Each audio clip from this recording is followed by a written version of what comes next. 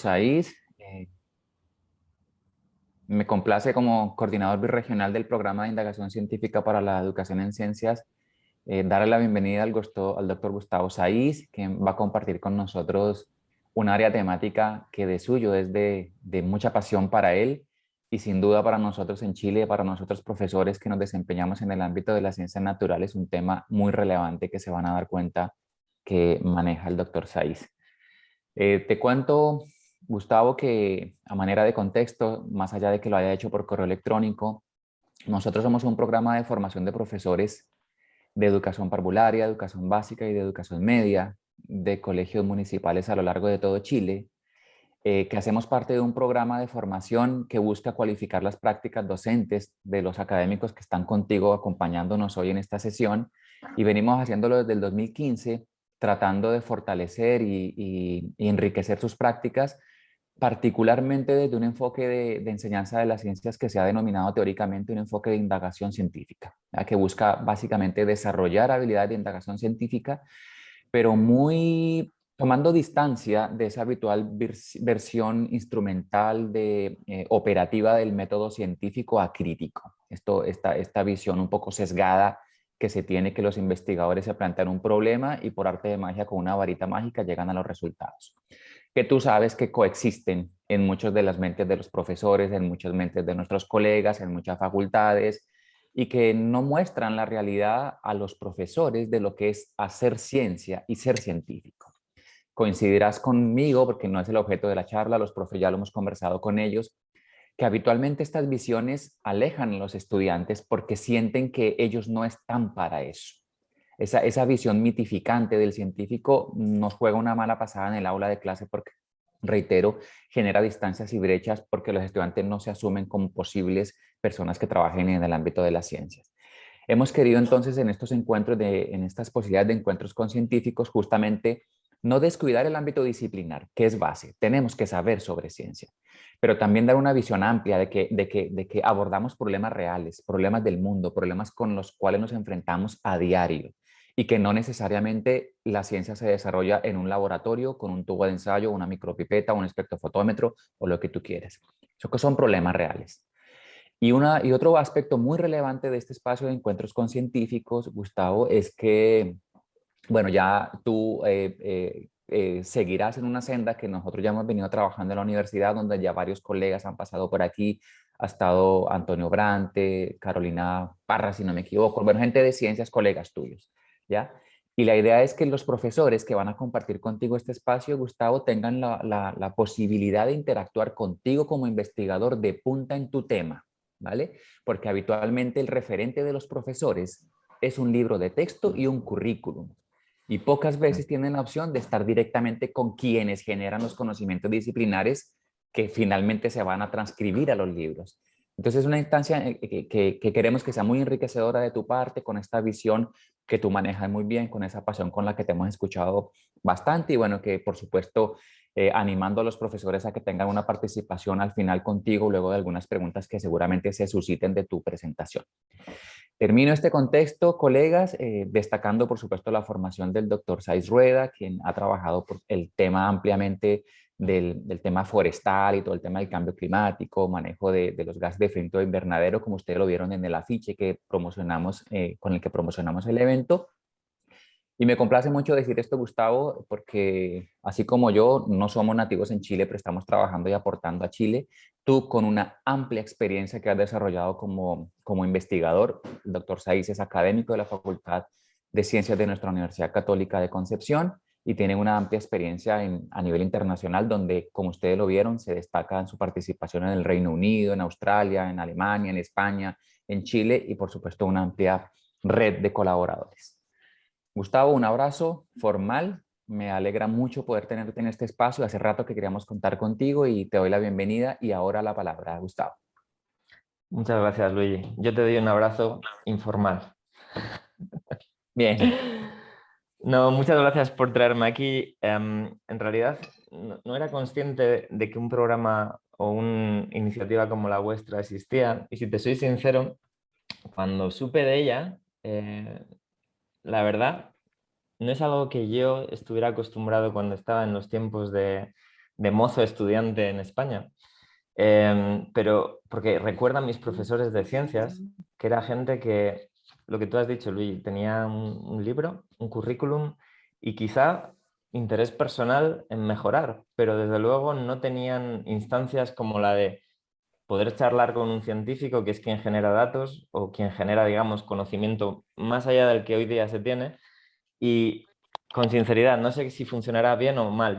Me imagino que funcione muy bien, pero una iniciativa así yo creo que es de aplaudir. Y de hecho, creo que fue ayer, se lo contaba a mis hermanos, ¿no? Que bueno, y decían, pero tú no estás de vacaciones ya. Digo, no, pues no estoy de vacaciones, que esta semana, porque me han invitado a una charla y dice, ¿pero qué charla? Y digo, pues nada, es una que es para profesores de secundaria, de primaria y que tiene que ver con contactos con científicos. Y hasta ellos mismos, sin pensar mucho más, dijeron, oh, eso da la sensación de ser muy buena idea. Entonces, como digo, no sé si funcionará mejor o peor, yo creo que funcionará bien, pero solamente que exista me parece muy bueno. Así que sin mayor historia y para que no se nos eche el tiempo encima y yo luego llore, voy a compartir una presentación que he preparado. Em, a ver, ¿qué está aquí? Como yo suelo decir a mis estudiantes, bueno, seguro que se ve bien, ¿verdad? Espero. Se ve perfecto, Gustavo, gracias. Vale, gracias. Bueno, como yo les suelo decir a mis estudiantes, esto no se trata de que yo hable y lo cuente. También suelo decir, me podéis interrumpir, pero en realidad no es interrumpir. Podéis participar en cualquier momento y situación. Así que ojalá, bueno, quizá las preguntas surjan al final, pero en todo caso yo estoy dispuesto a que mientras voy avanzando, si surge una duda concreta, ningún problema en tratar de resolver. Bueno, Luigi me ha introducido muy bien, quizá demasiado bien. Entonces, nada, yo simplemente decir 4 cosas sobre mí. Estoy en la Facultad de Ciencias de la Universidad Católica en Concepción y, bueno, pongo, digamos, estos otros 2 rótulos del Imperial College London y James Cook University porque son las universidades matriz donde yo me he desempeñado sobre todo en temas de incendios. Bueno, tengo una ingeniería forestal que hice cerca de donde yo vivo. Yo soy del norte de España, en un sitio que se llama Burgos. La universidad era la de Valladolid, en campus de Palencia. Y luego mi magíster y mi doctorado lo hice en Irlanda, que no es que allí hubiera muchos fuegos, porque en realidad apenas hay, aunque ahora están empezando a haber, porque claro, la vegetación está más seca y el calor es más acuciante. Entonces ellos nunca tuvieron problemas y ahora resulta que sí que les tienen. Bueno, pues sobre todo a nivel de incendios comencé en el 2006 a nivel de investigador, pero yo me había desempeñado desde el año 1996 en brigadas de ataque rápido con helicóptero, lo que es, como dirían los ingleses, on the ground, tratando de combatir y extinguir bueno, pues incendios forestales durante los veranos, ¿no? Pues para sacar un poco de dinero y tener un poco al año siguiente que yo seguía siendo estudiante.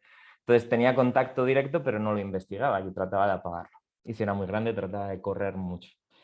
Bueno, pues estas son las instituciones en las que me he desempeñado hasta ahora. Y sobre todo mis líneas de investigación las nombro. Todo lo que veáis en rojo ahora mismo quiere decir que tiene que ver con asunto de fuego, ¿vale? Entonces, procesos biogeoquímicos terrestres que tienen énfasis en el estudio de las dinámicas de carbono orgánico y nitrógeno del suelo. A mí me interesan los incendios y sobre todo el impacto que causan en el suelo, porque si lo pensamos, todo el mundo piensa en un incendio como algo que destruye la vegetación, pero por lo general, al cabo de unos años, allí donde había devastación, luego suele haber, a no ser que nos lo llevemos y tratemos de cambiar el uso del suelo, pues por ejemplo con pastos o bien creando, no sé, viviendas, pues por lo general vuelve a haber vegetación después. Entonces, bueno, yo lo que quiero ver es cómo afecta a los nutrientes del suelo, pues todos estos impactos. No todos los fuegos son iguales, algunos alcanzan temperaturas más altas, otros más bajas y según el tiempo que esté incidiendo sobre la materia orgánica, pues el impacto va a ser mayor. Luego lo vamos a ver brevemente. Entonces también estudio los efectos del fuego y también las dinámicas de materia orgánica, ¿vale?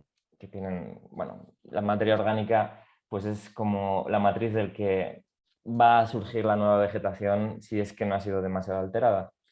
Y para ello aplico distintas técnicas, simplemente las nombro: isótopos estables, hidropirólisis, fraccionación, y esto es lo que se hace más en el laboratorio. Una cosa es agarrar muestras de suelo Luego hay que procesarlas y se analizan en analizadores específicos. Muy bien. Entonces, esta es la tabla de contenidos que vamos a ver rápidamente hoy. No rápidamente, pero es la que vamos a ver. Primeramente voy a hablar un poco sobre las generalidades de los incendios forestales, cómo es que se producen, en qué consisten, los impactos directos e indirectos. Los incendios forestales en Chile, que esto es bastante más atingente y es lo que nos preocupa. Yo, de hecho, trabajaba en los trópicos sobre todo, aunque mi matriz estaba en el Reino Unido y en Alemania o en Australia, pero trabajaba mucho en los trópicos, en incendios de sabanas.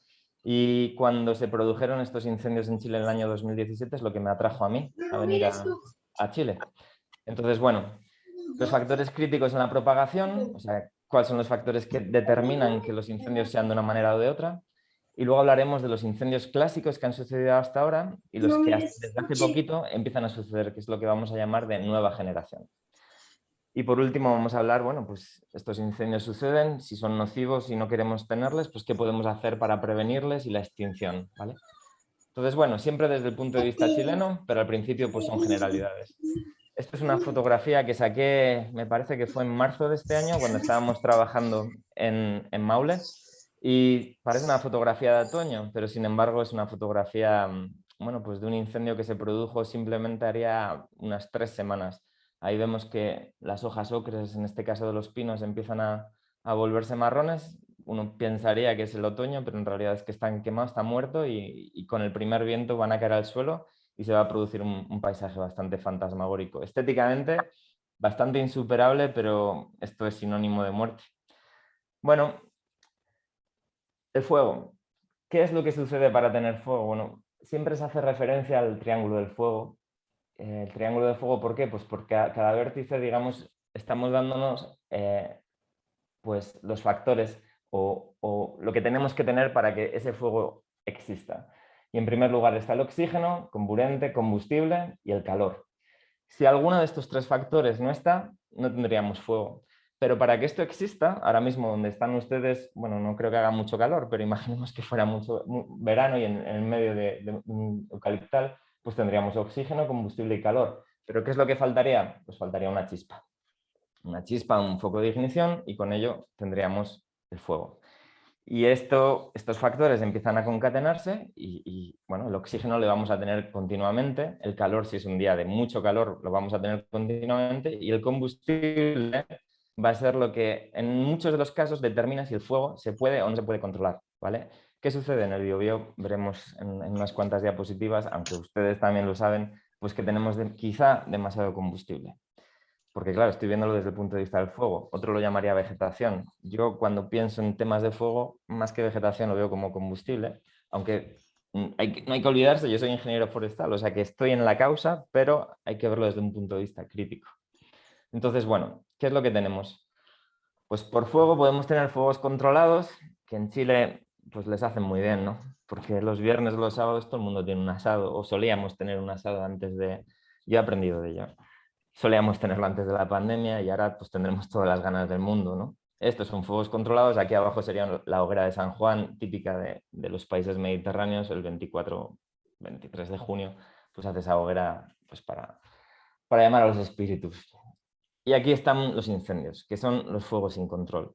Cuando yo hago presentaciones, la verdad tengo la ventaja de que tengo un tema muy fácil de hacer que sea visualmente atractivo, porque las imágenes de los fuegos son realmente impactantes, unos porque las haces uno mismo, otros porque son fáciles de conseguir en internet, pero en el fondo el efecto es el mismo.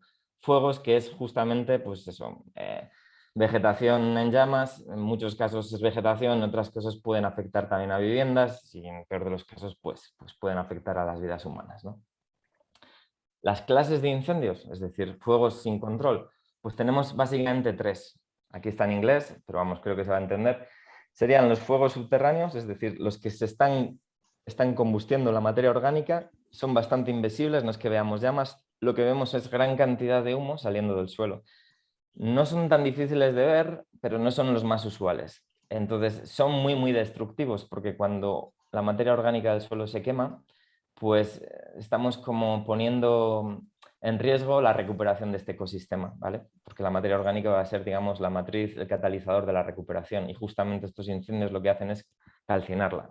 Luego tenemos a los que estamos más acostumbrados, que serían los de superficie, y en el momento que este fuego de superficie empieza a subir por las ramas y llega a las copas, se producen los tan temidos fuegos de copas. Y estos son bastante, si no casi, no voy a decir imposibles de controlar, pero realmente una vez que agarran las copas, la cantidad de calor que se está generando es tan grande que vamos a tener grandes dificultades para pararlo. Bueno, esas son las clases de incendios a grandes rasgos. Los incendios de copa, bueno, aquí tenemos una imagen en unos trials que serían pues eso, parcelas de investigación que se hacen en Suecia. Aquí tienen pues eso, coníferas que están destinadas a ser quemadas para tratar de coger distintos datos de meteorología, de procesos físico-químicos, y esto es lo que suele suceder en un incendio de copas. Son muy rápidos, sobre todo si hay viento dominante y si la vegetación está muy seca, y como vemos el resultado final es bastante impactante. ¿Vale? Estos son los incendios que sucedieron en Portugal, donde murieron tantas y tantas personas. Estos son del año 2017, que justo coincide con los que hubo aquí en Chile. Bueno, aquí esto es una zona que seguramente muchos de vosotros conoceréis. Está, bueno, lo pongo como ejemplo, pero podría haber sido cualquier lugar, y más de Chile. San Nicolás es una comuna que está, yo creo que sí, es Ñuble, yendo hacia el Maule, ¿vale? Está cerquita de Chillán. Entonces, bueno, pues esto es, como ven aquí, esto son imágenes de Google Earth del año 2005, y aquí, pues al principio toda esta zona era como un pastizal, había bastante ganado, aquí había abrevaderos, y esto era pues simplemente para que el ganado, las ovejas y también, pues eso, vacas pastaran, ¿no? En el año 2010 pues ya se empezaron a crear plantaciones por los incentivos estatales, y aquí pues empezaron a plantar coníferas, excepto en este cachito pues que aquí había eucaliptos, creo recordar. Y bueno, aquí voy pasando, 2011, 2013, vemos que la vegetación empieza a crecer, empieza a tomar una estructura ya bastante más formada, ya se empiezan a distinguir bastante bien los pinos, pensamos que aquí ya tienen 5, 7 años, bueno, 2016, y de la noche a la mañana, el 8 de febrero del 2017, lo que teníamos antes, pues se fue completamente combustido. ¿Qué sucede aquí? Bueno, pues sí, la imagen es bastante devastadora. Si uno va aquí ahora mismo, está loteado. Ahora mismo hay casas, parcelas que están en venta, la gente de las comunas de San Nicolás están comprando lotes, y bueno, pues otro destino, ¿no? No quiere decir que perder pinos sea un gran problema, el problema es lo que implica a nivel ecosistémico y que se está extendiendo por muchos lugares. Bueno, pues rápidamente los impactos de los incendios forestales les vamos a clasificar en directos e indirectos.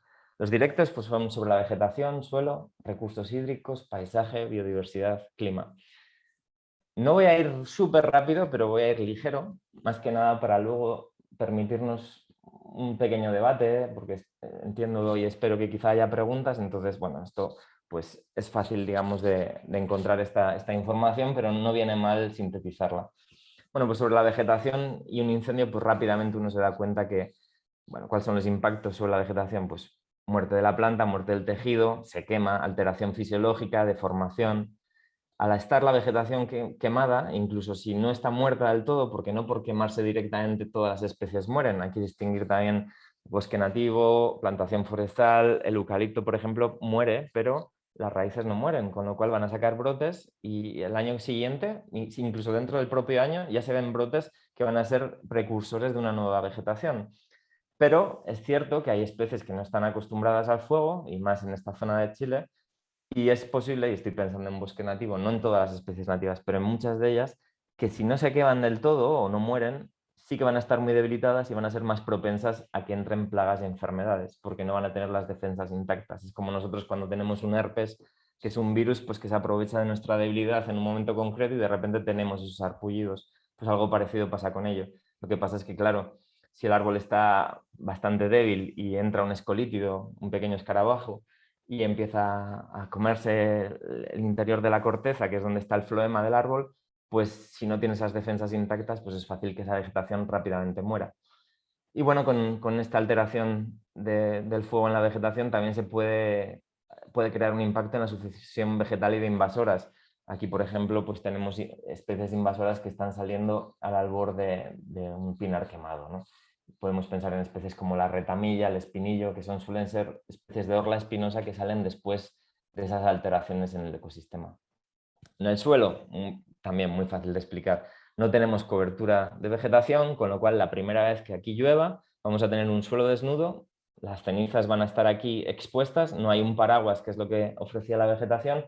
En el momento en que caigan las primeras lluvias, con la escorrentía de la ladera arriba, pues va a empezar a infiltrarse, no se va a poder infiltrar el agua dentro de lo que es el suelo, pues porque los poros van a estar tapados, porque se va a crear una costra de golpeo y se van a empezar a producir fenómenos erosivos.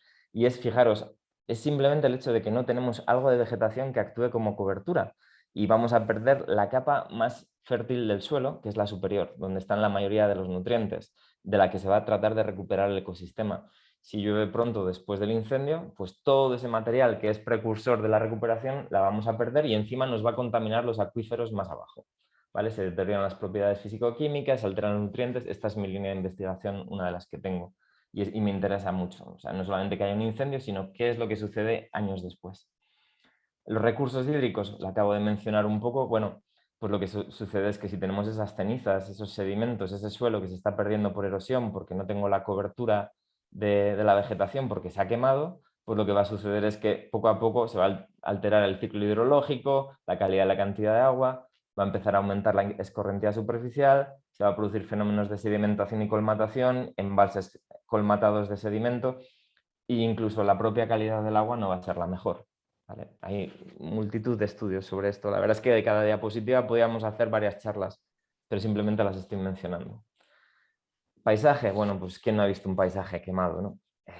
Es devastador, puede ser muy estético al principio, pero luego en cuanto que las especies vegetales empiezan a morir, pues evidentemente ya no es tan bonito como la primera diapositiva que enseñé. Sobre la biodiversidad, pues tenemos pérdida de especies vegetales y animales. Aquí vemos clásicos incendios en Australia, estos corresponden a hace 2 años, en ese verano que tuvieron tan nefasto, del 2020 al 2021, no, perdón, del 2019 al 2020.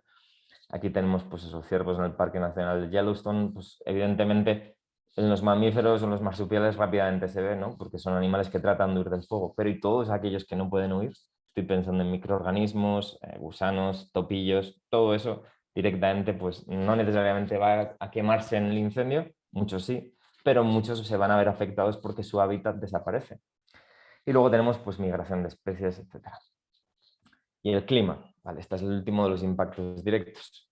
Aquí se producen cambios en los regímenes de vientos porque la vegetación cumple una función también filtro, de refrescante, y en el momento en que ya no tengo ese componente, pues se producen microturbulencias a nivel de la ladera, ya no tengo esa vegetación con esas hojas que está produciendo esa evapotranspiración, con lo cual los regímenes de viento cambian.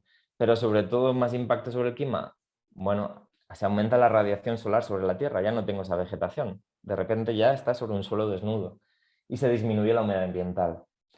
Y aquí lo pongo en rojo porque es otra de las líneas de investigación que hago. Bueno, pues me imagina que cuando algo se quema produce emisiones, ¿no? Es como cuando nosotros quemamos un papel, por la razón que fuera, pues ahí se están produciendo emisiones, sobre todo de CO2, pero de muchos otros gases en menores cantidades. Y aquí tenemos emisiones de material particulado, como por ejemplo de las estufas, ¿no? En Conce, cuando es invierno, ahora mismo, pues uno sale a la calle a partir de las 6, las 7 de la tarde y lo nota en el ambiente, pues imaginaros durante un incendio. Yo cuando he vivido en Conce, varios días de verano, la verdad que es mejor no salir a la calle, porque si supiéramos realmente la cantidad o lo nocivo que es ese humo de los incendios y cómo nos está afectando, lo pensaríamos 2 veces. Y cuando pone aquí GEI es gases de efecto invernadero, ¿vale? Todo esto, como digo, da para mucho y luego lo voy a mencionar rápidamente.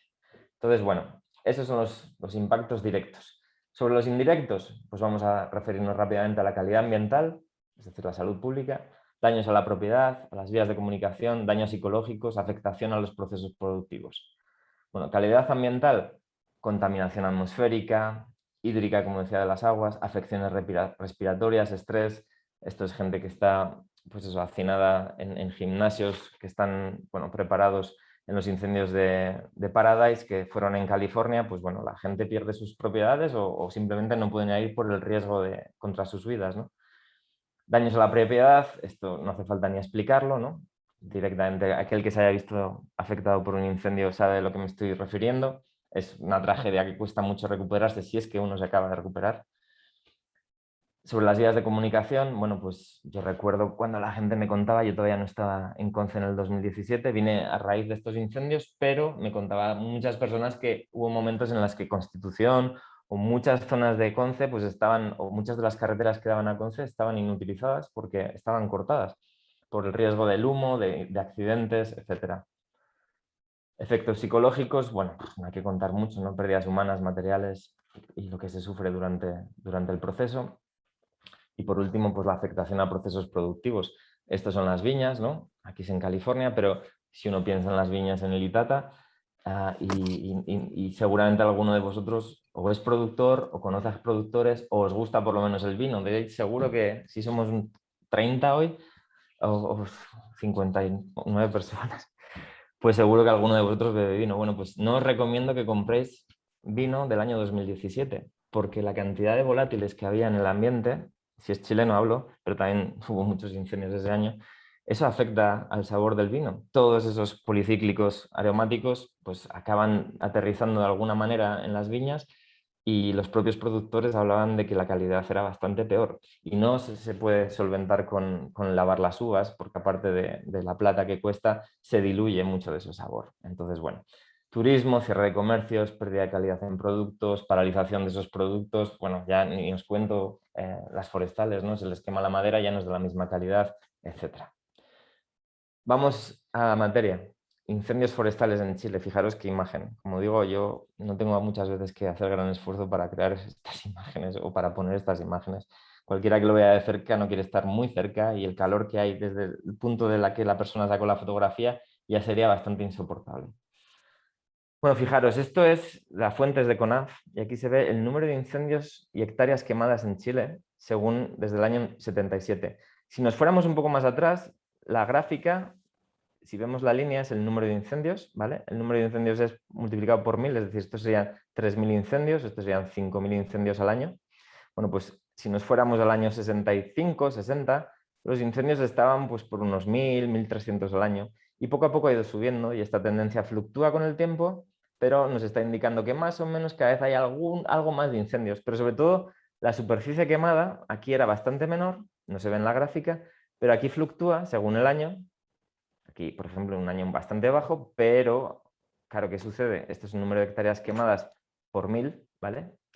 ¿Y qué sucede? Pues bueno, que en el 2015 ya teníamos pues unas 150.000 hectáreas quemadas, que es bastante, pero fijaros en el año 2017. Se me va la gráfica hasta prácticamente los 600.000 hectáreas quemadas en un solo año. Al año siguiente no fue tan malo. Y si lo pensamos este año no fue tan malo, estaríamos por aquí. Pero eso es para que nos hagamos una idea de cómo está cambiando un poco todo y que en un año se ha quemado bastante más que igual juntando 10 anteriores. Y en el fondo, desde el punto de vista de ecosistemas, desde el punto de vista de emisiones de gases de efecto invernadero, de nuestra propia salud, del estado del planeta, pues si se quema durante 10 años, mal, pero si se quema en un solo año, peor. ¿Vale? ¿Qué más podemos decir de esto? Pues fijaros, en Chile, y esto es una de las razones por las que vine, porque claro, yo estoy acostumbrado a manejar cifras de número de hectáreas, de intensidad, de si ha sido alto, si ha sido bajo, la intensidad del fuego, la severidad, etcétera. Y aquí, en 40 días, ardieron más de medio millón de hectáreas, 600.000 hectáreas, el 1% de la superficie de España, algo así como la isla de Jamaica, en solo 40 días. ¿Vale? Y en 24 horas del día, por ejemplo, 18 de enero, ardieron 16.500 hectáreas. Yo estoy convencido que muchos de nosotros pues, podemos manejar esas cifras en la cabeza. Eso es mucha superficie quemada. Esto es una imagen satélite del día 26 de enero del 17, ni siquiera ese día que es 18 de enero, sino 8 días más tarde. Y esto es, pues eso, aquí es Punta Lavapié, Arauco, Golfo de Arauco, Concepción estaría aquí y esto sería Constitución. Y vemos la que se está preparando aquí, ¿no? De incendios y de puntos calientes. Eso no hay quien lo maneje. Y eso es lo que estaba sucediendo en un solo día. No daban abasto. Quien quiera que estuviera encargado de apagar estos fuegos o de controlarlos, era imposible directamente. Vienes aquí, te vas allí, es imposible. Y esto es, pues eso, un mapa de todos esos incendios, no solamente ese día, sino todo lo que, el resultado final. Y esto es lo que yo utilizo como base para hacer mi investigación, porque yo y mi equipo solemos ir a distintos incendios para tratar de entender cómo fue de severo y cómo ha sido el impacto sobre las propiedades físico-químicas del suelo. No solamente sobre la vegetación, sino sobre el suelo, porque como digo, es el catalizador de la recuperación. Entonces, fijaros, el incendio de Constitución, esto, empedrado, etcétera, Santa Olga, esas imágenes de coches derretidos, de la cantidad de calor que había allí. Bueno, pues este incendio, por ejemplo, nos cuesta días recorrerle, días recorrerle. Eso es, yo estoy acostumbrado a los fuegos de sabana, que son enormes en el sentido de área quemada, pero no tienen la virulencia que tiene cuando se están quemando pinos, porque en las sabanas lo que tenemos es árboles aislados y herbazales. Pero claro, es que aquí estamos hablando de pinos, de eucaliptos, de bosque nativo que se está quemando y de propiedades entre medias, ¿no? Esto fue brutal. Entonces, bueno, pues ahora lo estamos investigando gracias a un proyecto que tuvimos la suerte de conseguir, y lo que hacemos es ir a los distintos fuegos y por imágenes satelitales ver cómo fue la intensidad de esos incendios y entender que una intensidad pues está repercutiendo en unas propiedades concretas del suelo y cómo varía con el tiempo. Estamos analizando incendios de este año 2021, las comparamos con los del 2017, con incendios que se produjeron en el año 2000 y con zonas que ojalá no se hayan quemado nunca. Y de esa forma vemos la evolución de esas propiedades del suelo. Es una manera de hacerlo, lo que se llamaría una pirocronosecuencia, una secuencia cronológica de incendios. ¿Vale? La frecuencia y la intensidad de los incendios, el mensaje que hay que decir es que ha ido aumentando en los últimos años, a nivel mundial y en Chile.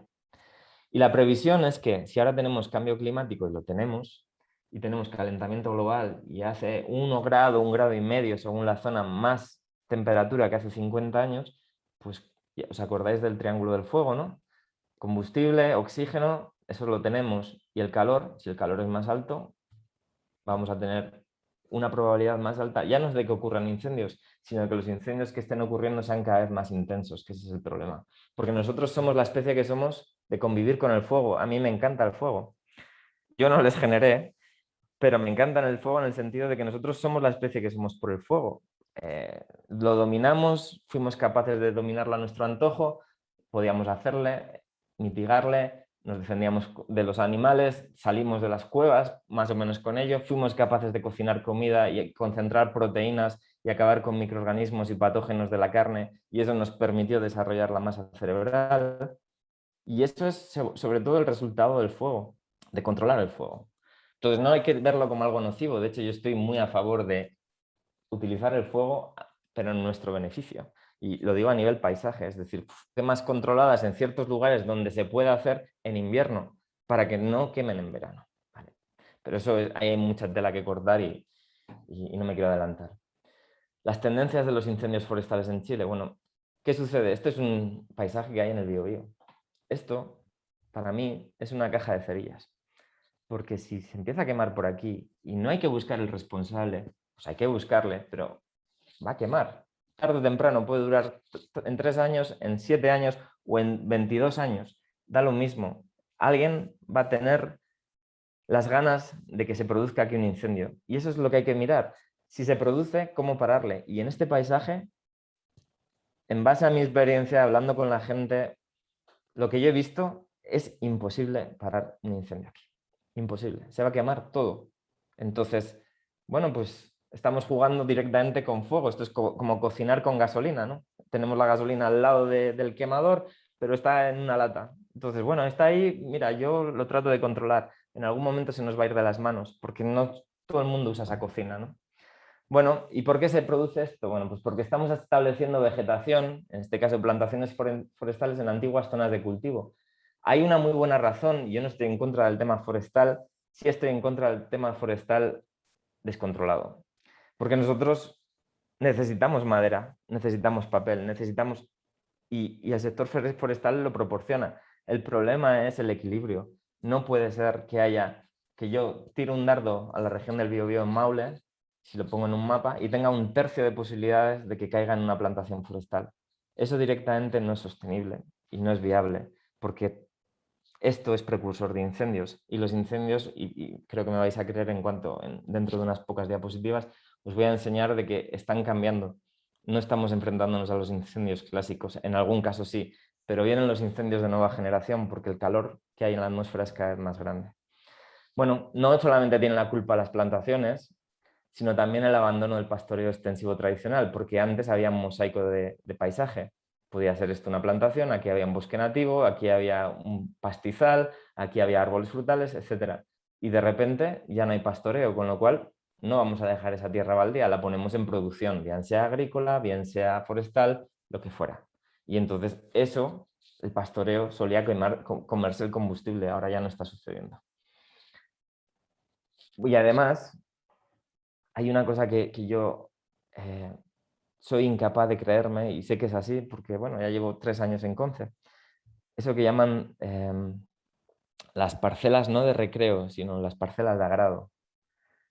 Eso, desde el punto de vista de la gestión, no puede estar bien, porque yo no puedo poner en un paisaje así, si alguien me vende aquí una finca, una parcela de agrado porque cumple una serie de características. Porque ¿quién me está protegiendo a mí del fuego? ¿Los bomberos? Si tengo esos fuegos que enseñan las diapositivas o algunos que os voy a enseñar allí, no hay quien sobreviva a este fuego. Y entonces quiere decir que tiene que estar regulada donde uno puede hacer la vivienda. Porque cada vez hay una expansión urbana que se está metiendo. Esto es un poco como lo que decían con el coronavirus, ¿no? De que estamos quitando el hábitat a las especies silvestres y con eso estamos poniéndonos más cerca de los patógenos, ¿no? Que eran simplemente de las especies silvestres, los murciélagos, el pangolí, lo que fuera. Ahora directamente nosotros nos estamos metiendo en los ecosistemas naturales. Si lo hace una persona o 10, no pasa nada, pero si lo hace la población en general, estamos poniéndonos en riesgo. Y estas son las interfaces urbanas forestales, donde suceden el 80% de los incendios en Chile. Suceden a menos de 2,5 kilómetros de las casas. ¿Por qué? Pues porque hay una actividad humana muy grande. Unos con mala leche y otros por imprudencias van siempre a generar una chispa que va a acabar en algo malo. Entonces, ¿cuáles son los factores críticos en la propagación? La cantidad de combustible, la conectividad entre ellos. No es lo mismo tener un paisaje en mosaico que un paisaje conectado como la fotografía anterior. Estamos en una región o en unas regiones de Chile con un clima mediterráneo que favorece a los incendios. En España los climas mediterráneos siempre sostienen fuego. En España hay unos 14.000 incendios al año. En Chile bastantes menos. Pero es que Chile no, los paisajes de Chile no se han cogenerado con el fuego. Era algo que estaba exento del fuego. Podía suceder alguna vez, pero no era algo que, vamos a poner, 5.000 años atrás sucediera de forma normal. En los paisajes mediterráneos sí. ¿Por qué? Entre otras cosas porque la ignición la producían los rayos de las tormentas. Porque la tormenta que hay en el área mediterránea de California o en Europa del Sur, aquí hay 0,2. ¿Vale? El hombre, de una manera u otra, va a seguir provocando los incendios. Tenemos un cambio climático ahora mismo a las puertas. De hecho, está con nosotros. Y siendo realistas, la solución no es acabar con las plantaciones, porque son necesarias. Lo que pasa es que hay que tener plantaciones bien gestionadas y bien pensadas. Se necesita una gestión óptima que integre la prevención activa de incendios. No se puede poner un paisaje todo lleno de eucaliptos. Y da igual lo que digan, eso no se puede hacer porque luego vas a tener incendios. ¿Qué quiere decir todo esto? Siempre va a haber incendios, no van a desaparecer.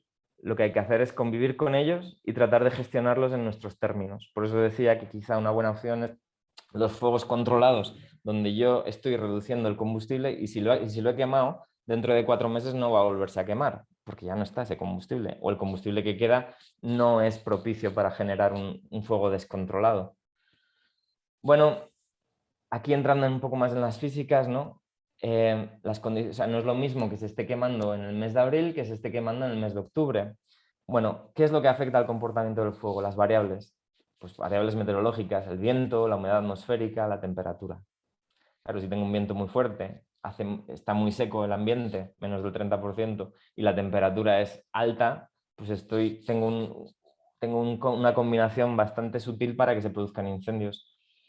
Y aquí, bueno, la gente que se dedica a estudiar los incendios forestales o se refiere a ellos, habla de la intensidad del fuego, ¿vale? Y esto no significa otra cosa que el calor liberado por metro de frente de fuego. Pues mira, nosotros tenemos un secador de pelo que normalmente tiene 2.000 vatios, ¿vale? Para secarnos el pelo, perdón. Bueno, pues esto, cuando uno habla de intensidad, estas serían las unidades: kilovatios por metro lineal de frente de fuego. Y es una función del rendimiento calorífico del combustible, es decir, si se está quemando una hierba o se está quemando un eucalipto, o se está quemando un trozo de palo. Bueno, pues no es lo mismo lo que va a generar de calor por kilogramo de combustible, ¿vale? Eso creo que se entiende bien. No es lo mismo quemar un kilogramo de paja que un kilogramo de guaye. Luego, cantidad de combustible por unidad de área. Bueno, pues kilogramos por metro cuadrado. Pues una zona muy espesa y una zona que igual hay nada, un árbol cada hectárea. Y luego la tasa de propagación. Esto tiene mucho que ver con el viento. Kilómetro por hora, ¿vale? Cuando yo hago la ecuación de esto, me da esta unidad, kilovatio por metro lineal. Esa sería la intensidad del fuego. Y esto, y aquí entro lo interesante, esto es como los incendios forestales clásicos han ocurrido desde siempre. Es decir, yo tengo, bueno, pues la energía térmica, pues ya sabemos que puede emitirse por convección, por radiación, por contacto. Bueno, estos serían fuegos de radiación, es decir, tengo una llama y poco a poco se va progresando en función del viento, etc. Aquí sucede lo mismo. Aunque sean incendios de copa, lo que se genera es un frente y de estos puntos pues estoy generando esa radiación, ¿de acuerdo? Y aquí es como, esto iría de derecha a izquierda, aquí es como evolucionaría el fuego. Esto es una figura conceptual. Bueno, esto sería la cabeza del fuego y aquí pues se está produciendo la gran cantidad de radiación que está resecando la vegetación que hay por delante, entonces la está recalentando de tal manera que cuando llegue la llama va a ser más fácil que combusta, ¿no? Y tienes pues los flancos laterales y aquí sería esto sería donde se inició y este es el fuego de cola, digamos. Así es como suelen avanzar. ¿Que el aire cambia hacia la izquierda o hacia la derecha? Pues la cabeza del fuego se mueve hacia la derecha y habrá parte de este frente que sigue avanzando, aunque con menos velocidad, porque ahora tenemos ese viento de cola, ¿vale? En esta dirección. Y esto es energía, ¿vale? Como digo, de radiación. ¿Pero qué está sucediendo ahora? Que tenemos cambio climático. Tenemos más temperatura en el ambiente, tenemos un grado y medio más. Hay zonas que están todavía con mayor temperatura. Y ahora se está produciendo lo que se llama la nueva generación de incendios forestales. Os voy a decir muy rápido. Así como, por ejemplo, los terremotos en Chile, y yo estoy bien asustado con ellos porque no crecí con ello, entonces no sé cómo asumirlo. Tenemos esa escala logarítmica de Richter o otra escala que se utilice que va del 0 al 10, ¿vale? Según la intensidad, ¿no? Pues así va creciendo el número. Lo mismo sucede como cuando queremos cuantificar los incendios forestales. Vamos del 0 al 5, o como son los tornados, que van del 0 al 5. 0 siendo poco o nada, 1 y el 5 el máximo. Bueno, pues lo mismo sucede con los incendios forestales. Van del 1 al 5. Van del 1 al 5 hasta el año 2017, cuando en Chile se acuñó el término categoría 6, tormenta de fuego. Esto es una tormenta de fuego. Ya no es un fuego de radiación, ahora es un fuego de convección. Y voy a tratar de explicarlo, porque me parece súper útil. Cuando nosotros tenemos un fuego, esto es una infografía tomada del gobierno australiano. Cuando nosotros tenemos un fuego, bueno, pues tenemos esa radiación y tenemos convección, ¿no? Este calor que se va hacia arriba. Ya sabemos que los globos aerostáticos pues, se calientan pues, porque el aire cálido pues, va hacia arriba. Bueno, pues aquí tenemos un incendio y esta pluma de humos, que está caliente, ¿no? Aires en combustión calientes, pues por el hecho de estar más calientes van hacia arriba. ¿Qué sucede?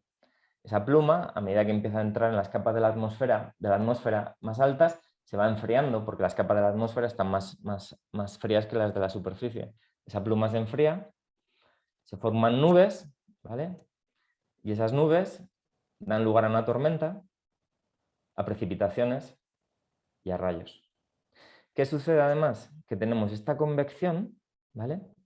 Que está la radiación, energía térmica y radiación, está lineal, pero además esta convección. Y si este fuego está empezando a avanzar hacia acá, aquí de repente tenemos que se está recalentando todo esto, toda esta masa de aire está recalentada, porque cuando chocan las capas altas también baja gran cantidad de aire rebotada y ese aire es cálido. Entonces estoy resecando la vegetación que está por delante, encima tengo focos de ignición como los rayos. ¿Y eso qué quiere decir? Que cuando yo tengo un frente de llamas aquí, antes sabía que según la velocidad con la que se expandiera, iba a llegar aquí, bueno, pues tardaría, no sé, los minutos que tardara. Pero es que ahora de repente, por todo este proceso, me puedo encontrar con el fuego a mi espalda. Y si eso ocurre, estoy rodeado. Y eso es lo que ha pasado en Chile, en la tormenta de fuego. Y ese año se generó la categoría 6. Y ese año fueron los incendios de Portugal. Y por esa razón, 81 personas murieron en esos incendios, porque le rodearon el fuego, porque las llamas ya no avanzan solamente así, te pueden caer de arriba. Y eso es una tormenta de fuego. Y eso es porque hay mucho calor en la atmósfera. Y este es el proceso físico que lo explica. Entonces, los fuegos de antes no son los fuegos de ahora. Podemos seguir teniendo los fuegos de antes, pero hay momentos y circunstancias que van a generar que estos fuegos sean los que empiecen a aparecer con mayor frecuencia. Quizá el año que viene no haya ninguno, pero el que viene va a empezar a haber de estos, o va a haber en 3 ocasiones este tipo de fuegos. Y contra eso no hay nada, no hay helicóptero que lo pare, no hay hidroavión, no hay supertanker que lo pare. Entonces, esta nube se llama pirocumulolimbo. Estamos cambiando el clima con los propios incendios. Fijaros que esto es una pluma de ceniza y esto está creando toda una tormenta que va a hacer que salga el fuego por otros lugares. Tenemos una nueva generación de incendios forestales. Contra esto, la gestión actual que se hace de los incendios no sirve. No sirve. Yo igual hablo muy claro porque, no sé, tuve una niña hace poco y de lo que entiendo, me quiero creer que entiendo y si no lo entiendo, trato de mejorar por entenderlo. Y sé que esto es una realidad que viene, no es que tenga certidumbre absoluta, pero eso es algo que estamos tomando datos y que cada vez es más dramático. Los incendios de Australia, los incendios de California, antes salían incendios por todos los sitios, pero no estaban saliendo con tanta frecuencia como ahora. Bueno, con estos ingredientes, incluso las propias ciudades se están viendo afectadas. Esto, bueno, esto es así. O sea, cuando tenemos pirocumulonimbos y tenemos incendios de convección, se nos puede ir de las manos hasta este punto. Estamos poniendo en peligro no solamente la gente que vive en el campo ya, que está afectada, las ciudades arden. Este es el incendio de San Francisco o el de Londres. Bueno, vamos terminando. Extinción de incendios forestales. Mira, para que os hagáis una idea, como os decía, yo en el año 96 ya me dediqué durante 3-4 años a trabajar en incendios forestales, en la extinción. Y bueno, y uno ya empieza a saber que cuando el combustible que tenemos, es decir, cuando el paisaje tiene más de 10 toneladas de combustible, de madera, de hierba, de lo que fuera, por hectárea, se supera la capacidad de extinción. ¿Vale? O sea, si tenemos un paisaje que tenga una carga de combustible, vegetación, de más de 10 toneladas por hectárea, se supera la capacidad de extinción. Bueno, algunos montes en España alcanzan 40-50 toneladas. En los fuegos de Portugal, esta imagen corresponde a los fuegos de Portugal, donde la gente se quedó dentro de sus vehículos y allí murió. La carga era de 23 a 25 toneladas por hectárea. Y hay plantaciones de pino y eucalipto en Chile que tienen 200 y hasta 300 toneladas por hectárea. No hay quien lo pare. No hay quien pare esos fuegos. Acabarán cuando se acabe el combustible, pero antes no. El de Chihuayante de hace 2 años, Lonco, esas zonas de gente con tantos recursos, se apagó porque pusieron más medios que en la historia. Si no, no lo hubieran apagado. Pero no podemos vivir así, no todo el mundo vive ahí, ¿verdad? Bueno, afrontar esta nueva realidad no pasa por aumentar los recursos destinados a la extinción, no se apagan con más hidroaviones. Si es un foco, sí. Si es una zona muy concreta, sí, pero si tenemos 5 tormentas de fuego a la vez, no hay quien lo pare. Fijaros, el Biobío, plantaciones, bosque nativo. Lo que está en clarito son plantaciones. En oscuro, bosque nativo. Estas son zonas que nosotros hemos estado trabajando en el año 2020, 2021, en el verano. Esa es de donde tomé la fotografía esa que parecía tan estética. Pero fijaros, se quema y aquí no sé si veis los cordones de la vegetación quemada, la cortan, la apilan ahí para que se vaya pudriendo y enseguida vuelven a poner más pinos. Se acaba de quemar, has perdido la producción y todavía pones pinos. ¿No será que haya que gestionar el paisaje? Hay que poner pinos, claro que sí, pero no hay que ponerles todos seguidos. Hay que pensar, hay que repensar, no puede ser 1/3 del paisaje pinos y eucaliptos, no puede ser. Y para que os fijéis, número de fuegos, en una publicación de Úbeda y Sarricolea del 2016, Número de fuegos bueno, pues desde Santiago, ¿no? Todas las regiones hasta más o menos la Araucanía. Número de fuegos, cuanto más oscuro, más de 1000 fuegos, ¿vale? Que se han producido. Y vemos cómo está el Biobío, Araucanía, bien azul. Esto sería el área quemada en hectáreas, de 0 a 1000, y aquí pues más de 16.000 hasta 160.000. Azul oscuro. Miramos dónde estaba. Y por último, ratio entre plantaciones y bosque nativo. Cuanto mayor o cuanto más rojo en este caso, mayor ratio de incendios en las zonas que son de plantación con respecto a bosque nativo. Es decir, con las plantaciones arde más. ¿Vale? Y esto son basados en datos de publicación que ha tenido en cuenta toda la estadística de décadas atrás. Y no ha tenido en cuenta siquiera los incendios del 2017. Bueno, pues solución. No solamente hay que ser dramático, pero yo creo que esto necesitamos duchas de agua fría porque hemos pasado el umbral de la complacencia. Pues tenemos que gestionar el paisaje. Actualmente, y esto no solamente es Chile, el Mediterráneo también, pero Chile en concreto se lleva la palma en el tema de que haya 1/3 de plantaciones en el Biobío o en el Maule. Gestionar el paisaje. Actualmente está lleno de combustible y está estresado porque hay cambio climático. Llueve menos, llueve un 40% menos en los últimos 50 años en Concepción. Lo que solía llover hace 50 años en Concepción ahora es el 40% menos. Está estresado por el cambio climático, está seco y encima hay más temperatura. Pues son los ingredientes para que haya ese tipo de fuegos. Ahora es invierno y se nos olvida, pero va a venir otra vez el verano. Pues eso, lo tenemos que manejar para que sea más resiliente, menos inflamable. Es decir, tenemos que reducir la carga de combustible y tenemos que dinamizar el medio rural. El pastoreo se abandonó, hay que dinamizarlo un poco, hay que fragmentar el paisaje. Si tengo todo lo mismo, que no sea continuo. ¿Y cómo se consigue eso? Bueno, pues donde hay plantaciones forestales, muy bien, pero alrededor de unas cuantas hectáreas de plantaciones forestales tiene que haber pasto, tiene que haber cultivos, tiene que haber frutales. Aunque sea muy productivo para el sector forestal, hay que planificar, porque si no planificamos vamos a tener incendios y no solamente afectan a la producción de la empresa forestal, afecta a todos los impactos directos e indirectos que nombramos al principio de la charla. Tenemos que gestionar la biomasa, ahora indico en la última diapositiva cómo, labores de pastoreo, fuegos prescritos, quemas de baja intensidad controladas por expertos. Ahora bien, hay que saber hacerlas porque el día que haces 60 y todo va bien, el día que se te escape una, no vuelves a hacer más porque la prensa, o sea, la publicidad es nefasta para ello y todo el mundo tiene errores. Entonces, mira, se puede reducir la carga de combustible de las especies invasoras leñosas, la retamilla, el aromo, y usarla para fabricar pellets. ¿Por qué se puede hacer eso? Pues bueno, si esto está invadido por especies invasoras leñosas, pues lo que tengo es que, claro, hay una continuidad de combustible vertical, se quema y llega a la copa y se produce el incendio de copa. Incendio muy severo.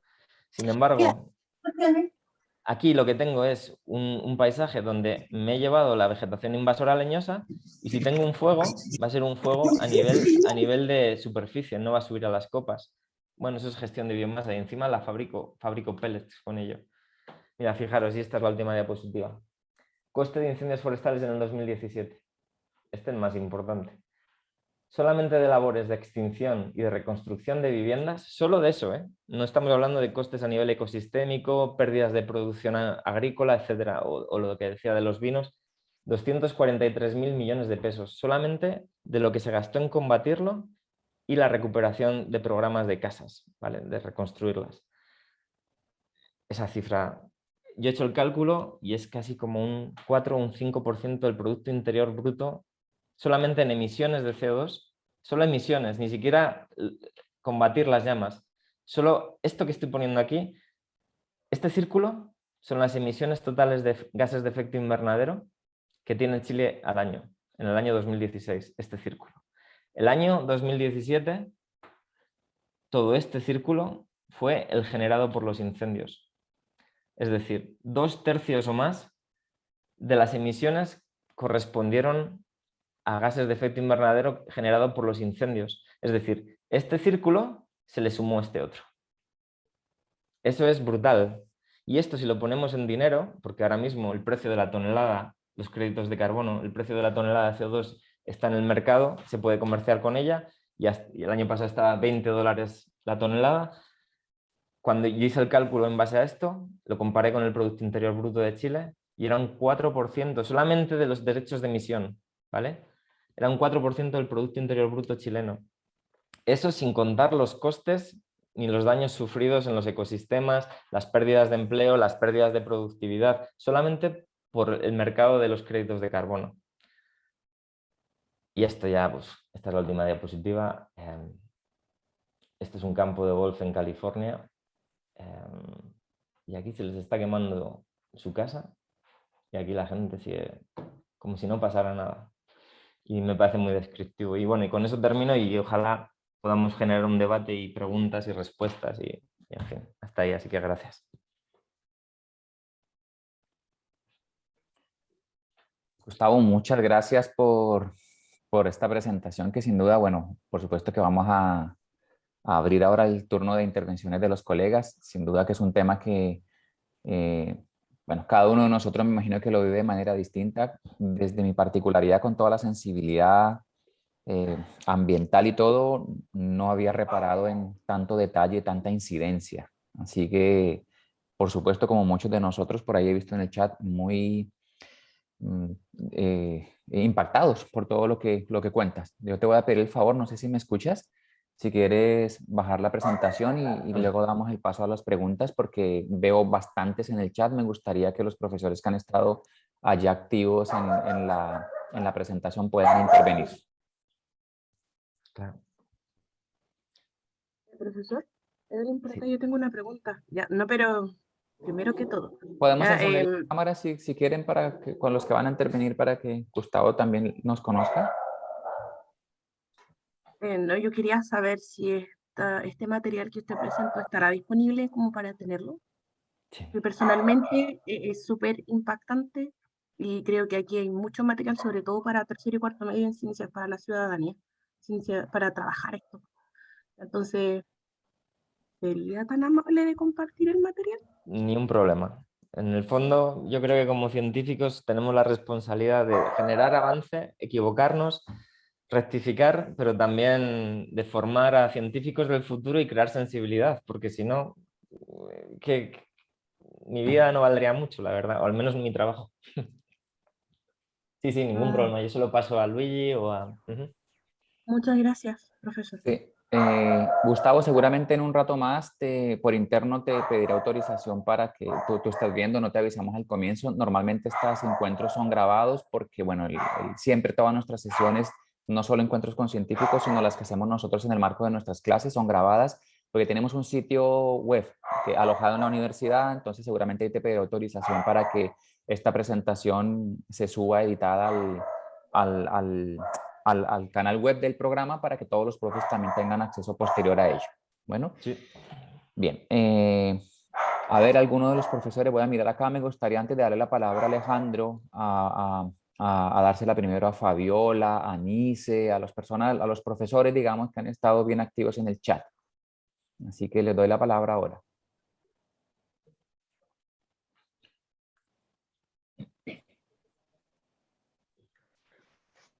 Acá en México yo dejé en realidad un comentario que quizás me podría ayudar un poco en argumentar con respecto a la situación. Bueno, yo puse en el chat que, bueno, si usted dice que los incendios tienen que estar presentes, ¿cierto?, por distintas razones, ¿cierto? Creo que debiese tener en consideración de los escenarios y o características que se pueden visualizar al momento de efectuarse un incendio o quema por distintas razones. Creo yo que si vas a un bosque que esté bien conservado y se quema, el impacto que va a ser mucho bajo y se va a recuperar solo. Pero cuando hay presencia de bosques alterados y manipulados, genera más impacto negativo. Creo que debiese fiscalizarse mucho más y tener presencia de especialistas en estas áreas, pero se prefiere mucho más lo económico que la actual emergencia ambiental que estamos viviendo, porque hoy día ya no, yo ya dejo de hablar un poco de cambio climático y estoy hablando justamente de que estamos en una emergencia ambiental. Frente a eso, la pregunta que puse más abajito es, ¿existirá algún país que haya logrado hacer un manejo más regulado de estas especies, sobre todo las exóticas invasoras, aplicando políticas públicas para controlarlas, consiguiendo como resultado la protección de nuestros bosques nativos y con ello obviamente mejorar los suelos y los nutrientes? Pues gracias por la pregunta. Sí, yo estoy de acuerdo contigo que estamos en una emergencia ambiental, no en la actualidad, desde hace muchos años.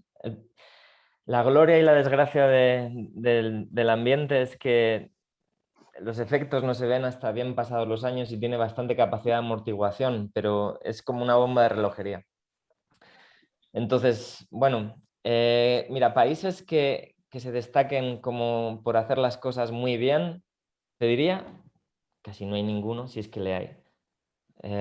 A nivel regional puede que en ciertas zonas de Australia, pero a nivel regional, puede que se estén haciendo las cosas bastante bien, sobre todo por quemas de habitantes nativos, es decir, de los aborígenes que lo utilizaban hace más de 50.000, 40.000 años, desde la primera vez que entraron en Australia, para cazar, y sabían que quemando en una época concreta del año, los pastos de la temporada subsiguiente iban a ser más frescos y más nutritivos para la caza que ellos querían cazar. Entonces, ahora se está replicando este conocimiento ancestral en el manejo de la vegetación y de los fuegos. Y justamente nosotros tenemos ahora mismo un proyecto en Australia que trata sobre el uso del fuego aborigen. Porque claro, yo trabajé allí, todavía mantengo contactos y hay mucho que aprender simplemente del folclore. No te estoy diciendo que ellos tengan la solución y la llave a los nuevos fuegos, estos que os hablo de nueva generación. Lo que estoy tratando de decir es que a nivel local, a nivel regional, sí que hay acciones muy concretas que involucran el uso del fuego para poder llevar a cabo acciones que de verdad hacen una diferencia. Y quisiera decir una cosa más. Durante más de 100 años, en Estados Unidos, más de 100 años, la política era extinción completa del suelo, perdón, extinción completa de los fuegos y control y que no hubiera ni siquiera un fuego en ningún sitio. Eso generó una acumulación de combustible durante 100 años, que en el momento en que ha habido un fuego que se ha ido fuera de control, es como si ardiera un barril de gasolina, porque ese combustible está ahí y solamente se te tiene que ir una vez para que todo lo que has tratado de hacer durante 100 años desaparezca. Y eso es cuestión de días que se te va. Y eso, quiero decir, las políticas de prevención de incendios y solamente parar con el incendio y todo es contra el fuego, y eso es un error gigantesco.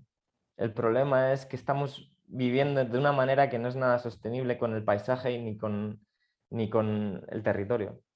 Entonces, bueno, espero haberte respondido a la pregunta. A nivel local sí están haciéndose cosas bien en ciertos lugares. A nivel estatal, de países que yo conozca, no, ni siquiera Suecia. Gracias, Gustavo. Te aviso que estás sin cámara por si acaso. No sé si es intencional o algo. No. ¿Sabes? Déjame un momentín, dame 2 segundos, Ya, por está bien. favor. No, no te preocupes. No, era para avisar. Alejandro, y luego me gustaría que planteara la pregunta Carola Tolosa, que me parece bien interesante lo que plantea. Así que, Carola, si te preparas en un momento. Pero, Alejandro, pero si le da la es que opción no sé si a está, Carola, mejor. No hay no sé si problema. está, no sé si está disponible, por eso la anuncio. Ahora. ¿Ya? Ya.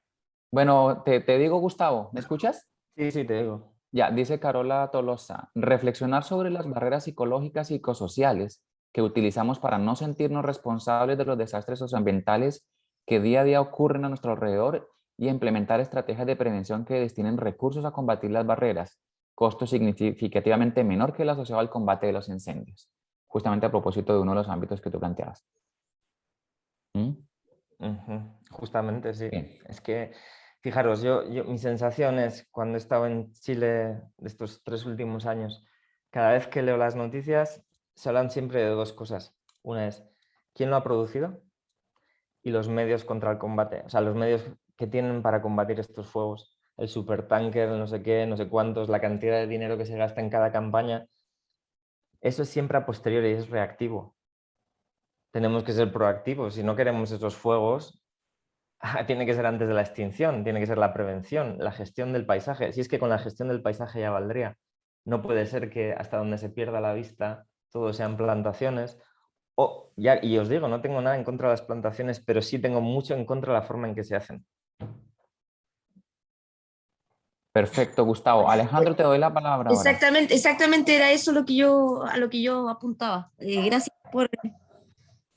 Gracias a Disculpen, pero ti. no tuve que ir a hacer algo y no pude. Está bien. Carola, muchas gracias porque fue abordada tu pregunta. Alejandro, fíjate, dame un segundo, Ignacio, Gustavo, el profe Ignacio dice algo que entendimos que se deben intencionar de manera controlada, justamente para que la cantidad de combustible no crezca y no sea un riesgo menor cuando el hecho se presente. ¿Ya? Pero hay una pregunta puntual que apunta un poco a esos comillas, beneficios de los incendios controlados, creo, dice. ¿Los incendios tienen algún impacto positivo en los suelos? Lo pregunto para relacionarlo un poco con la justificación que se tiene para las quemas agrícolas. Personalmente pienso que es dañino ya que se mueren los microorganismos que ayudan a nuestro suelo, pero creo que existen factores positivos que desconozco. Más allá de lo que has abordado, si hay otro efecto positivo. Sí, reducir carga de combustible en primer lugar. Y luego el comentario que he hecho sobre el uso de fuego aborigen o de comunidades locales, sobre cómo van a ser los pastos. Por ejemplo, en Castilla, en mi zona en España, los pastores saben muy bien que quemando las malezas el otoño previo, va a salir por los nutrientes que quedan en el suelo. La nueva vegetación que va a salir no va a ser tan leñosa, va a ser sobre todo herbácea, porque todo ha muerto. Va a ser herbácea y eso es muy palatable para el ganado y tiene mucho y es muy nutritiva, porque justamente cuando quema y no quema con mucha intensidad, hay muchos nutrientes que no se acaban de volatilizar del todo. Por ejemplo, el nitrógeno se volatiliza, pero el potasio, fósforo, si eso no está a grandes cantidades, a gran temperatura, se queda completamente disponible en el suelo. Si el incendio es pavoroso de más de 600 grados, todo se calcina y no queda carbono pirogénico, pero prácticamente todo es ceniza. Pero si es a 200, 300 grados, esos son nutrientes fácilmente utilizables por la vegetación la próxima vez que le toque crecer. Entonces, eso sería una ventaja brutal, muy buena, pero tiene que ser un incendio de baja intensidad. Muy bien, Gustavo, clarísimo. Alejandro, ahora sí ya no te aplazo más, por favor. No, no hay problema. Bueno, yo agradezco a Gustavo, muchas gracias por esta informativa charla, porque la verdad es que uno tiene una percepción de los incendios forestales, como bien dice usted, de acuerdo al filtro de los medios de comunicación, porque se concentran en dos cuestiones puntuales. Así que esto ha sido muy nutritivo en términos de cultura respecto a los incendios forestales. Sorprendente que viene esto de los nuevos incendios que nos informa usted. Mira, yo lo que quiero en realidad es pedir su consejo eh, sobre cosas que podamos desconocer, porque justamente yo estoy liderando a un equipo de niñas del colegio en que trabajo, que tienen una idea que es, a mí me pareció sorprendente apoyarla, y viene muy a cuento con esto. En síntesis, ellas plantean instalar un sistema de amago de incendios automático en los cerros de Chiboyante, en el Cerro Manquimaida. Lo novedoso es que ellas están pensando esto es para efecto de un concurso que ellas lo están planteando para soluciones para el futuro de Samsung, un concurso escolar que se lanza a nivel mundial. Entonces lo que ellas están planeando en breves palabras es un estanque de aguas lluvias que se llena en invierno, ¿cierto? Y deja correr aguas por gravedad, em, digamos, cerro abajo, por cañerías. Y por ciertos sectores en estas cañerías instalados sprinklers, que serían como, son estos detectores de incendios, ¿cierto? Con válvulas que se liberan, digamos, en presencia de focos de calor. Y lo que estamos intentando diseñar, y ahí necesitamos asesoría, por supuesto, de ingenieros, es un sistema de cierre de estas válvulas, cierre automático también, o las dificultades que comporta el hecho de tener que llegar al lugar, en fin, o tener a alguien a cargo de una central ahí, todo el asunto. Entonces, bueno, lo que yo quisiera consultarle a usted en realidad respecto a su área es qué cosa tomar en cuenta ahí, aparte del tema logístico, digamos que es una idea loca, pero una idea que a mí me suena muy, muy sensata, dado que ya había incendio en Chihuayante y justamente en la locación donde quiere instalar esto. Entonces, mi pregunta, reitero, es desde el punto de vista de su expertise, ¿qué cosas deberíamos tomar en cuenta? ¿Qué cosas deberían ellos tomar en cuenta para esta idea? Lo que acabas de contar es bien innovador. Si te soy sincero, no lo había oído nunca. Mi primera pregunta surge, ¿cuánto área quieren abordar? Porque no es lo mismo tener, no sé, 2 sprinklers y que, no sé, 200 metros lineales, siendo generoso, o bien ponerlo, si están pensando en hacerlo entre la interfaz que hay entre las viviendas y el monte. Es decir, ahí es donde quieren instalar su zona de ataque, por decirlo así, o de prevención, o lo están pretendiendo hacer, digamos, a la mitad de la ladera, ¿sabes, por ejemplo, eso? ¿O esa información Claro, que manejas? claro, lo que pasa es que todavía es una propuesta conceptual, por así decirlo, que en principio, bueno, ellas están fabricando un piloto ahora, muy pequeñito, a escala, digamos, pero en principio sería en uno de los cerros vertientes, digamos, del Cerro Banquimaya, cercano a una localidad que ya tenemos identificado y sería ahí. Bueno, y es una extensión importante, de todos modos, hablaríamos de unos 100 metros cuadrados, más o menos, esa pequeña cima. 100 ¿Ah? metros Por cuadrados. supuesto, esto la idea es que tenga proyecciones a redes mayores. Es que si lo piensas, 100 metros cuadrados es 30 por 30. Claro. O sea, es No, muy no, miento, poquito. no, no son 100%, 100, 10.000. es mayor, 10.000. es más que eso. Claro, Una algo hectárea. así como, Una hectárea. Una Solo una hectárea. hectárea. sí, una 100%. hectárea, poquito más diría yo. Vale, y Sí, entonces ellos quieren focalizarse en esa hectárea, no es la de recogido de agua, sino esa es la hectárea sobre la que van a proyectar el así agua. es, así es. El destanque estaría a la máxima, a la mayor altura y las Sí. cañerías irían bajando para aprovechar la gravedad. O sea, Estarían llenas de agua, ¿cierto? Y como plan sectorizado el piloto me tema de parece los sprinkles. excelente. El tema es que desde el punto de vista práctico, una hectárea no es nada. Cuando tú tienes un incendio con todo el calor que desprende, eh, ese agua sí va a jugar un papel de refrescar. ¿Os acordáis del triángulo del fuego? Bueno, es combustible, oxígeno, eso lo tienes ahí, y en este caso sería el calor. El agua lo que hace es bajar ese calor. No es que esté quitando el oxígeno, lo que hace es bajar el calor. Entonces, claro, cuando el fuego avanza, si quiere quemar combustible que por el efecto del agua tiene menor temperatura, tiene que gastar esa energía en secarlo para que poder quemarlo. Entonces, en esa hectárea tienes que usar bastante agua para que tenga un efecto si realmente tienes un fuego con mucho calor. Claro, que estás hablando de un fuego ya provocado. La idea que tiene ella es que este sistema, cada sprinkler tiene una cantidad de tolerancia alrededor de 70 grados, por lo que yo he visto, la verdad, hay que investigar más ahí. Cualquier foco de calor, la idea es detectar algún foco de calor dentro del área del sprinkler, y eso dispararía inmediatamente el amago del fuego. Me parece Debe ser perfecto. Me parece previo al perfecto. incendio, entiendo yo. Vale. O sea, en el Previo al momento en que se incendio, es produzca, digamos, preventivo. el momento que haya una anomalía térmica, no sé, de 5 grados para arriba, salta el Eso es. sprinkler. Perfecto, me Es parece. idea de ella, ¿eh? Es idea de ella, no es idea Pues es muy mía.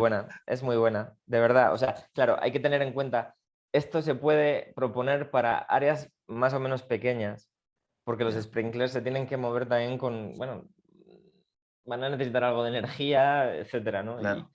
Pero me parece como plan piloto, y son de estudiantes, pues Sí. mis felicitaciones.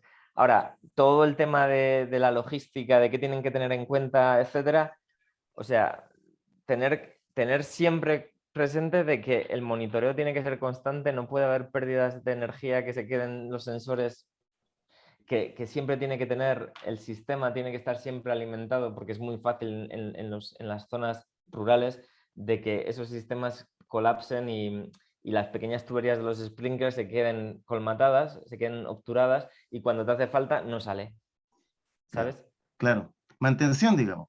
Tiene que haber Mantención. mantención, claro. Porque el día que lo Profe, pones todo funciona, pero el día que te marchas pasan 3 meses y medio, Buen no. punto. Muchas gracias. profe Alejandro, lo otro, no sé si servirá el comentario, pero el tema de la alimentación eléctrica, cuando se producen focos fuera de eso, puede generar un corte externo y no alimentar eléctricamente el sistema. Entonces, una recomendación sería alguna energía eléctrica que sea a través del, no sé, pues de eólica o a través del sol, que alimente el sistema. Porque generalmente acá nosotros Ya. sufrimos un corte eléctrico por incendio, cuando se nos quemó la casa el 2017, como hablaba el expositor. y no tenía Ok. energía eléctrica yo cuando llegué como para disminuir el tema del incendio. Entonces lo primero que hay son cortes de suministro eléctrico. Perfecto. Entonces para que siga funcionando deberían abastecerse con algo que sea concreto para eso y no a través de una red que sea local, digámoslo así, para todo el sector. Perfecto. Muchas gracias, profesor. Buen dato igual. Ya. No les quito Gustavo, más tiempo. Muchísimas está gracias, bien. profesor. Seguramente va a haber un Perfecto. contacto después de Gustavo en la facultad, de pronto por ahí algunas consultas, porque me parece importante ese apoyo a esa iniciativa del estudiante, así sea manera de piloto. Estamos cerrando un poco, Gustavo. Hay algo aquí que creemos sí, importante que quizá tú pudieras aclarar. Dice, alguna colega, Fabiola Hermosilla, dice, a propósito de esta solución que planteabas, de que no sea solamente para controlar la carga de combustible, sino el tema de las quemas controladas a temperaturas controladas, dice una colega, creo que el principal punto negativo de ello es la emisión de CO2 o de combustión incompleta a la atmósfera. Entonces, ¿qué nos dices tú allí respecto a esa eventual condición? Pues tienes razón. Cualquier fuego va a producir emisiones y las del fuego son muy Sí. impactantes porque generan material particulado.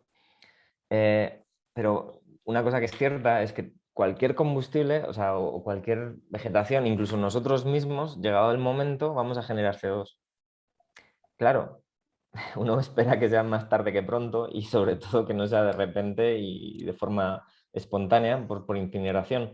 Pero toda la materia orgánica del suelo es el vestigio de vegetación que murió y que ahora forma parte de ese pool que están en distintos gradientes de descomposición, material más fresco, material bastante más procesado y que va a generar un CO2. Entonces, durante las quemas prescritas tenemos un proyecto que justamente está mirando a eso. Se producen emisiones, es cierto, cuando la cantidad de humedad que hay en la vegetación es mayor, es decir, es más fresco, no está seco, el material particulado y los gases que se producen son más nocivos. Y eso es cierto. Entonces, por eso se dice lo de quemar leña seca y no quemar leña húmeda. Bueno, pues lo mismo sucede con el tema de las quemas prescritas. Ahora, lo que hay que hacer es un balance, un equilibrio de ver cuánto estoy generando con esa quema prescrita, ¿vale? Versus cuánto estoy generando con la quema que no es prescrita, que son un incendio forestal descontrolado, y los daños que eso genera. Hay que poner todo eso en la ecuación para saber si compensa hacerlo o no compensa hacerlo. El fuego siempre ha estado presente con nosotros. Va a tener siempre un pequeño coste. Es como beber una cerveza. Tiene un coste. Y la satisfacción que te da... El problema sigue de 5, ¿no? Ese es un poco como hay que verlo. Ya, bien. Gustavo, te voy a plantear la última pregunta usando de la confianza que te tengo y le pido a los profesores que en un par de minutos si pueden activar sus cámaras para tomar un pantallazo a propósito de la difusión que hacemos de estos eventos. Gustavo, esta pregunta, sé que no eres profesor, ya, los profesores somos nosotros, pero nosotros sabemos que necesitamos ese insumo permanente y esa conexión permanente con las personas que generan conocimiento de punta, lo que llamamos los científicos. Insisto, reconociendo los roles bien diferenciados, yo me atrevería a preguntarte a ti, como científico y como papá, ¿qué nos sugerirías a nosotros como profesores de aula? ¿Cuáles serán los propósitos que a ti te gustaría, insisto, como científico y como papá, que nosotros en las aulas le enseñáramos a niños de preescolar, de básica y de media? Así como una finalidad, así que tú digas, bueno, para mí esto es clave. Con referencia a este tema. Sí, por supuesto. Sí. Bueno, yo lo que quisiera es que se dejara de llamar a los bosques plantaciones, las plantaciones bosques. Esa sería la primera. Porque nos han metido un gol hace años con eso. No por tener algo verde ya tenemos un bosque. Es completamente distinto el sistema. Eso me gustaría que quedara muy claro. El tema este de forestín y tal me irrita un poco, tengo que reconocer. Y lo que sí que me gustaría es crear sensibilidad. Es decir, el fuego tiene que ser algo que tengamos que usar para nuestro beneficio, que está presente, que no hay nada que podamos hacer por evitarlo. Entonces vamos a hacer que esté presente en nuestros términos. Y sí que me gustaría bueno, yo creo que vosotros igual lo hacéis mucho mejor que yo por la sensibilidad que tenéis con los estudiantes, pero creo que ha pasado el tiempo de la autocomplacencia y de dar una charla y luego poner el futuro, es un poco, hay brotes verdes y creo que, por desgracia, la situación ahora es más que severa, más que de emergencia. Creo que mis charlas ya no van por el tema de dar bueno, todo un contexto en el que se vea la situación en la que estamos y luego dar luz verde, ¿sabes? Lo de los brotes verdes que digo, yo ahora las enfoco como duchas frías, porque ya ha pasado demasiado tiempo autocomplaciéndonos de que el cambio climático todavía le podemos parar, ya no le podemos parar, es nuestro producto, es nuestro legado. Creo que a los chicos hay que hacerles ver que el planeta que tienen ahora es el mejor que van a ver. Eso parece una visión negativa, pero lo que hace falta hacerles ver es que este es el que tenemos, vamos a tratar de no empeorarle. Eso creo que, o sea, no es muy popular, pero yo a mi niña la voy a educar en la situación de valora lo que tienes y procura no deteriorarlo. Eso es lo que me gustaría. Tremendo, Gustavo. Tremendo, porque como decimos nosotros, profesores de ciencia, más allá de entender que el ciclo y la fotosíntesis, que los nutrientes, tenemos una labor que va más allá. Creo que nos has dicho 3 o 4 cosas súper relevantes sobre las cuales invito a los profesores a seguir trabajando en esas ideas. Y me gustaría ya ahora sí que, ¿verdad? Para cerrar, darle la palabra a alguno de ustedes, profes del ISEC, que termine despidiendo al profe y agradeciéndole desde lo que le haya evocado esta conversación. Por favor.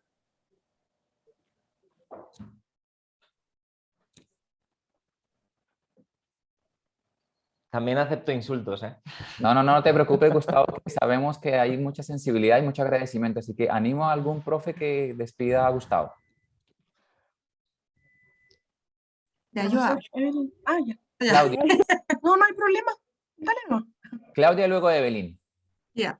No, de verdad, creo que esta instancia es muy valiosa para nosotros, porque aún siendo profesores de ciencia, teniendo conciencia, ¿no es cierto?, de todas las problemáticas que vivimos, creo que todavía no cumplimos realmente nuestro rol. Y no lo cumplieron los que pasaron antes que nosotros, por algo estamos en estas condiciones.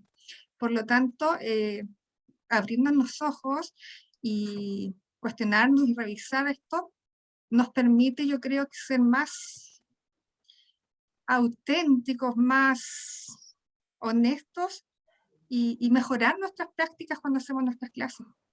Porque uno se deja llevar por la vida, uno sabe, pero continúa y continúa aportando a toda esta realidad.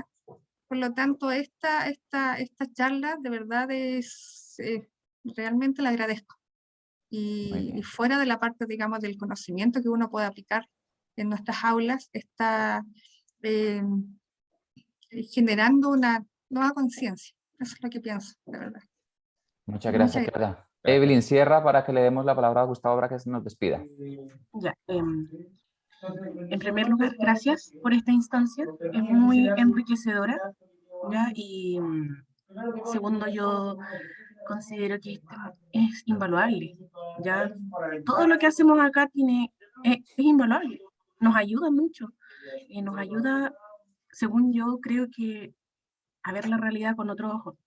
¿Ya? Y eso también nos ayuda a generar ideas para trabajar con los chiquillos, ¿ya? Porque sabemos que nuestro foco son los chiquillos y tratamos de trabajarlo para que ellos, que son el futuro, van a ir creciendo, van a generar nuevas cosas. En general, esto es lo que hacemos es poniendo todo nuestro esfuerzo para ellos, ¿ya? Y sigo insistiendo que esto es muy bueno para mí y lo agradezco de corazón. Muchas Muchas gracias. gracias. Gustavo, te doy la palabra para que nos despidas. Un abrazo. Vale, también. oye, yo estoy súper agradecido que me hayáis invitado a un evento como este, porque de verdad creo que si vosotros no motiváis a los estudiantes, ¿quién lo va a hacer en el tema ambiental? Yo, por ejemplo, cuando doy clase en la universidad, que es la misma que la de Luigi, y les empiezo a hablar del suelo, de las funciones que procura el suelo, porque es un recurso tan valioso que tenemos que proteger mucho más de lo que está protegiéndose ahora. Estoy pensando en la erosión. Si yo no soy capaz de motivarles con mis historias, mis historietas, con mi risa, con mi seriedad, ¿quién lo va a hacer? Entonces me veo con esa responsabilidad brutal de por lo menos, no sé si tengo 25, que me salgan unos cuantos con la sensación de, joder, ahora voy a pensarlo de otra forma. Solamente eso ya me sirve. Y una cosa más que quería decir es, bueno, daros las gracias por aguantar, no la charla, sino también en el hecho de que seguro que tenéis días con los estudiantes donde estaréis pensando, pero ¿por qué me metí aquí? Porque yo era estudiante y era un trasto, no paraba de hablar en clase, no sé cuántas veces me echaron. Ahora lo veo con retrospectiva y digo, mereció la pena, pero pienso en algunos de los profes que tuve, madre mía, mi vida. En fin, lo que sí que quisiera decir con esto es que ahora lo que estamos haciendo es, y ya con ello termino, hemos postulado a un fondo que el título de la postulación es Diarios del Fuego, crónica de una desmemoria. Y lo que vamos a hacer con ello, me he comprado un dron, no tengo ni idea de manejarle, pero alguien habrá por ahí, algún estudiante que lo sepa hacer, porque cuando uno no sabe, lo mejor que puede hacer es colaborar con alguien que sí sepa, así no gastamos energía innecesariamente. No vas a saber hacer bien todo, ¿no? Pues eso, la gente que sepa hablar un dron me va a ayudar. Y lo que vamos a hacer es ir por las comunas donde hemos estado trabajando, donde normalmente pedíamos permiso para trabajar en sus fincas, en sus predios, y ahora lo que vamos a hacer es sus testimonios, los que nos han ido dando de los incendios del 2017, esa gente que perdió la casa, que se le murió el ganado, que tuvo que reinventarse, que se marchó de la comuna en la que estaba a otra porque se quedó arruinado o porque salieron en todos los medios de comunicación, pero al cabo de un mes ya nadie se acordaba de ellos, ya han pasado 4 años desde entonces. Lo que vamos a hacer es hacer una entrevista o hacer entrevistas personalizadas y para darles voz, para que expliquen qué es lo que ha pasado desde el momento en que sufrieron el fuego, cuáles fueron sus sensaciones y cómo han evolucionado con ellas. Y la vamos a mezclar con imágenes de incendios, con la situación actual, cómo se ha recuperado el ecosistema, lo que se quemó, cómo está a día de hoy. Y vamos a tratar de ponerlo en formato documental, de tal manera que exista un legado y que esté siempre presente en la población, porque lo que sucede, y sucede también en España, es que durante el verano todo el mundo, mientras está comiendo, en las noticias salen los incendios y dicen, eso ha sido provocado, y eso no es lo que hay que pensar. Lo que hay que pensar es por qué está pasando y por qué está pasando con esas magnitudes.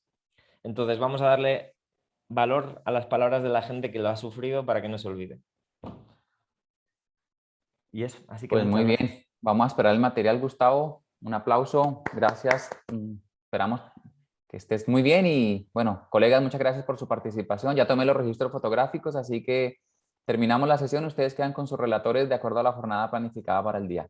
Un abrazo y que tengan todos un buen fin de semana. Chao, Gustavo, saludos en Suerte casa. y saludos a todos. Que vayan muy Gracias. bien. Chao, chao. Adiós. Chao. Chao, muchas Gracias. gracias. Gracias. Hasta luego. Gracias. Chao, gracias. Muchas gracias.